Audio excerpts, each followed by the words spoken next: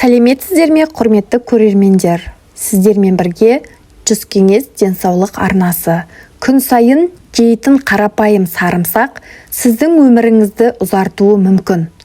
Немесе керісінше зиян келтіруі мүмкін. Бүгін біз сарымсақтың 9 дәлелденген пайдасын, қалай дұрыс қолдану керек екенін және кімдерге болмайтынын ашып айтамыз. Сарымсақ құрамында 400-ден астам пайдалы заты бар супер өнім. Сарымсақтың денсаулыққа алғашқы пайдасы ол иммунитетті күшейтеді. Вирус пен бактерияларға қарсы табиғи антибиотик. Екінші пайдасы қан қысымын төмендетеді, яғни жүрекке пайдалы, гипертонияға да көмектеседі. Сонымен қатар холестеринді азайтады, тамырларды тазартады. Төртінші пайдасы қанды сұйылтады, тромбтың алдын алады. Бесінші пайдасы қабынуға қарсы әсер етеді. Буын артрит кезінде пайдалы. Ас қорытуды жақсартады, ішек жұмысын реттейді. Қатерлі ісік қаупін азайтуы мүмкін. Асқазан қатерлі ісігіне қарсы әсері зерттелген. Сондай-ақ бактерияға қарсы күшті әсер етеді, яғни ол табиғи антисептик және де қартаюды баяулатуы мүмкін. Себебі ол антиоксиданттарға өте бай. Сарымсақты дұрыс қолданбасаңыз, оның пайдасы азаяды. Ең дұрыс пайдалану ол әрине шикі түрінде. Сол кезде оның құрамында аллицин сақталады. Сарымсақтың құрамындағы белсенді заттар бөлінуі үшін оны ұсақтап 10 минут күту керек.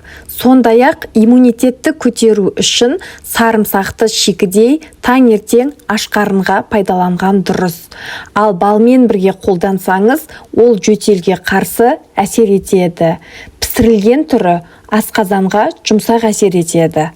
Және де сарымсақты күнделікті 1-2 түйірден артық жемеген дұрыс. Алайда сарымсақ қаншалықты пайдалы болғанымен, ол барлық адамға бірдей пайдалы емес. Яғни қарсы көрсетілімдері бар. Гастрит, яғни асқазанында жарасы бар кісілерге, асқазанында қышқылдығы жоғары кісілерге, бүйрегі ауыратындарға, жүкті, әсіресе жүктіліктің соңғы айындағы әйелдерге, аллергиясы барларға және де қан қысымы төмен кісілерге сарымсақты сақтықпен қолданған жөн. Артық қолдану, күйдіру, жүрек айну, ішек тітіркену секілді қолайсыздықтарға әкеледі. Ал 50 жастан кейін сарымсақ екі жақты құрал болып табылады.